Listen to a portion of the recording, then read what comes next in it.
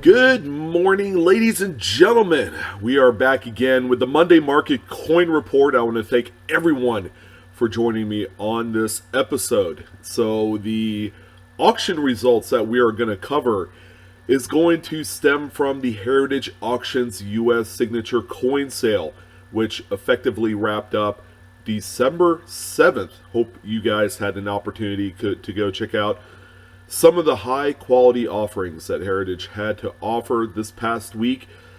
We're going to talk about a few of these sales. A lot of great stuff to discuss. In addition, we're going to go ahead and do the normal weekly Great Collections roundup. Actually, believe it or not, there's been some pretty nice pieces that sold on GC this past week, even with the Heritage Auctions U.S. Signature Coins auction sale happening concurrently with Great Collections. There's a lot to go over. So the auction recaps and everything will be for the week ending December 8th of 2019. If this is your first time here, welcome. Feel free to hit the subscribe button. On your way out, hit the bell for instant notifications if you enjoyed this video or any of my other coin related material. A lot of great stuff to discuss. So I figure, hey, why don't we go ahead and jump right into the skinny. Starting off with all of the Heritage Auctions U.S. Signature Coins. Notable sales, okay? Of course, on these videos, I like to focus on post-1950 moderns. And I'm happy to say that we are 100% covered, baby, on all the coins on here. Usually I'll throw in a few of the classics in there. But we have enough material to talk about today. Nearly 20 coins in question of the modern era that all hit it big. So we're going to start it off with one of my favorite varieties that you can find in change today. Now, of course, we have this 1992 D. It's a Denver minted Lincoln cent. This one, of course, has the critically acclaimed close AM reverse. Okay, a reverse die pairing that was made and intended for proof coins. This one right here has the A and M in America close together to where they're almost touching at the base of those two letters. So this one right here, undeniably, this one looked like it was pulled right out of circulation. It's a PCGS Mint State 62 red brown. All right, so it's oxidized enough to give it a little bit of color on there. This one is affectionately referred to as the FS901 in the Cherry Picker's Guide or the variety community. And this one sold for $1,140. As more and more of these are being discovered, make no question about it, they're still very valuable. So make sure, if you're an avid roll hunter, or maybe you have these huge, just big old bins of pennies, make sure you go through them. The 92 Philly and Denver minted close AM coins will make you some serious bankage. Check those out. Really nice example right here. So we do have another Lincoln cent that I wanted to discuss, and that's going to be a 1958 D. Okay, this is a really nice example here. It's a PCGS Mint State 67 plus full red. It is also CAC certified. And this is what we call in the community as being a top pop coin. Okay, it's the highest grade of its date and mint mark combination. Where this one really hits home is among the registry set collection groups. You have people that assemble these high graded coins, okay, and usually they're going to gun for some of the top pops, okay, the finest graded examples of each date and mint mark. It goes into a database through PCGS or NGC, and it's all a points-based system. Okay, so the highest points value will award them the top collection in the registry. It's kind of more of bragging rights. There's really no big marquee kind of award that you get.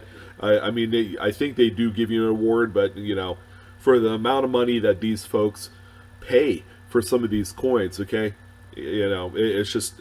It's a rich man's sport, and as us as collectors, okay, we can take advantage of that. All right, so yeah, a really phenomenal looking piece here, sold for $2,100. There's a lot of money slinging around some of these 1950s and 60s and even 70s Lincoln cents in those top grades. So here's another Lincoln cent here for you. Okay, this one is a 1952 Lincoln Wheatback cent. Again, same thing. PCGS Mint State 67 full red.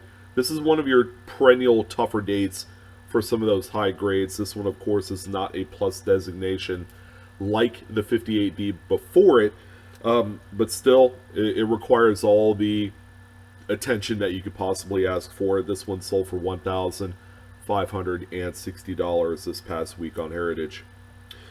So we have a notable nickel here, and this one will certainly knock your socks off. Again, this is one of the most common dated nickels that you could possibly ever ask for. It's a 63D.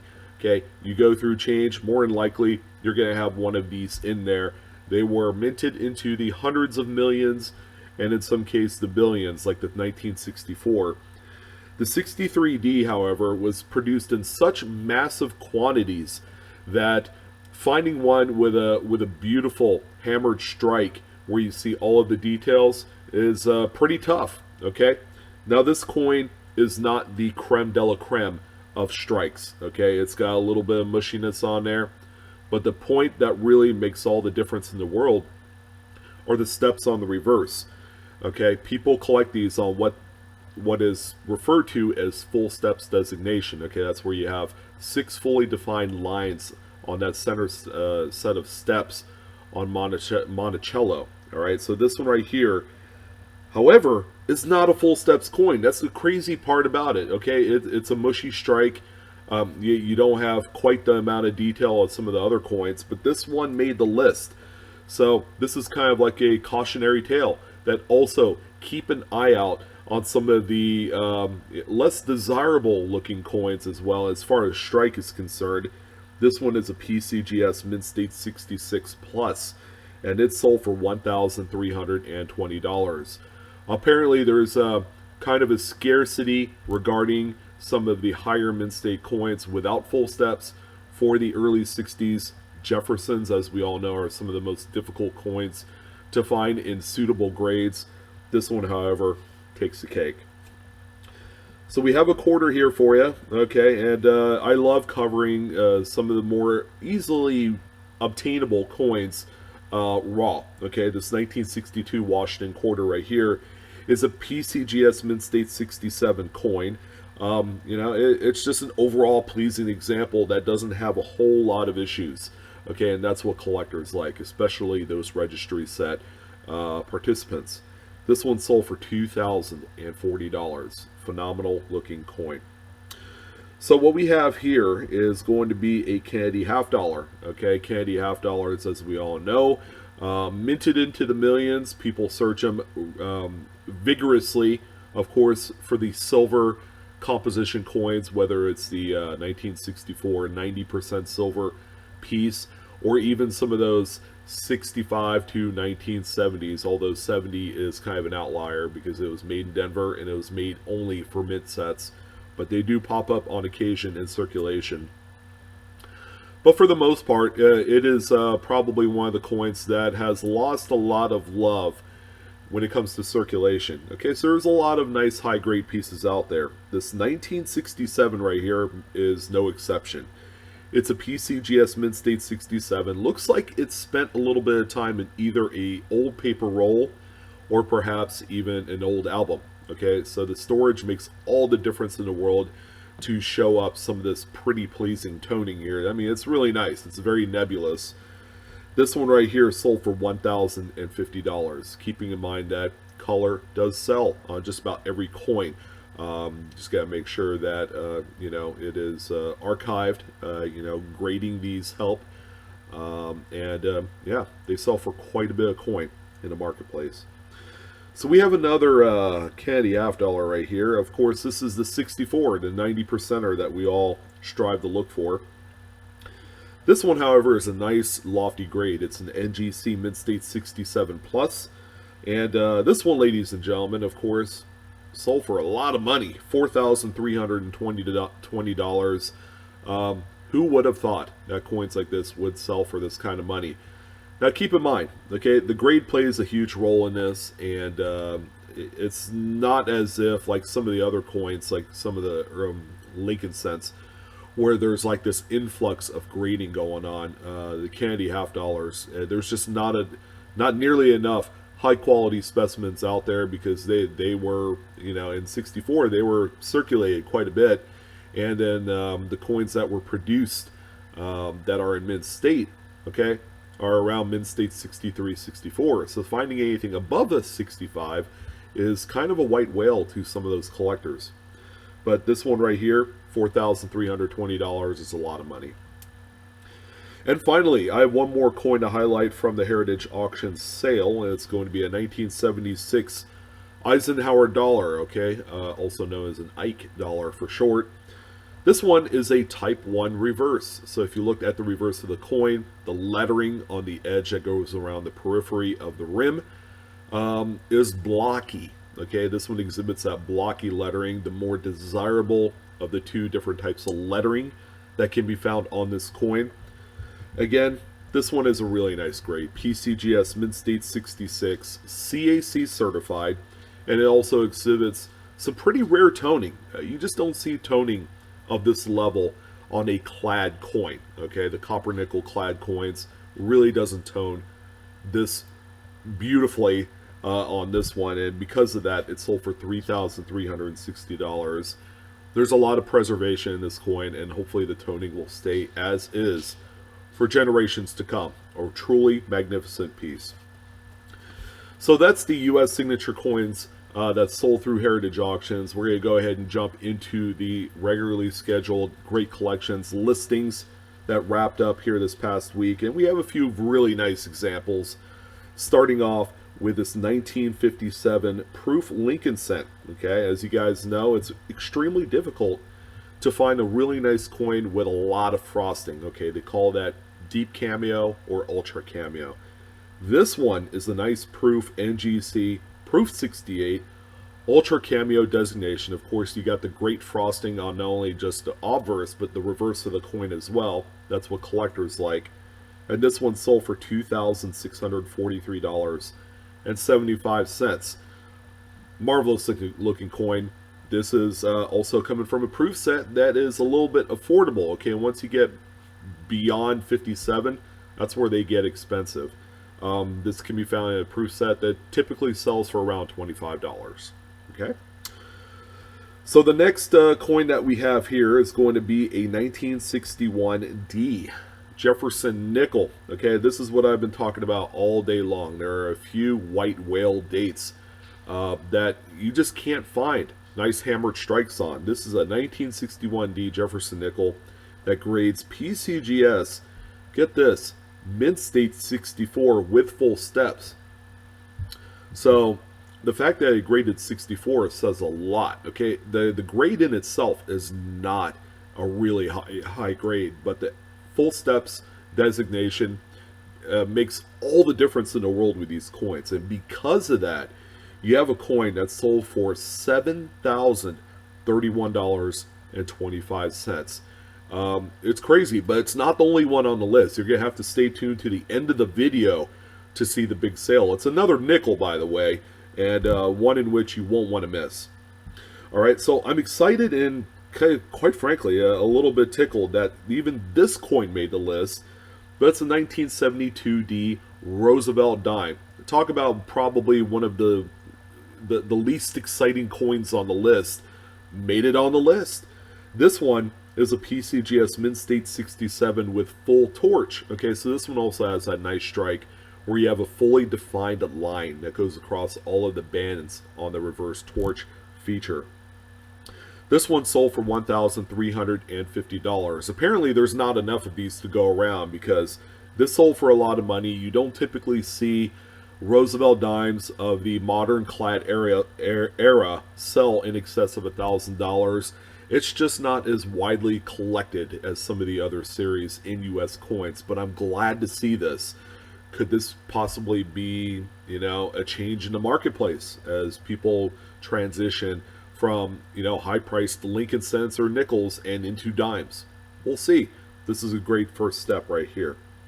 So we have an absolutely beautiful quarter here. Okay, this is a 1963 D Washington quarter. It's a former Sunset Collection provenance piece. This is a PCGS Mint State 67 with a CAC certification. It also features some pretty nice toning, okay, right there around the date area, a nice little swath. This one sold for $3,488.62.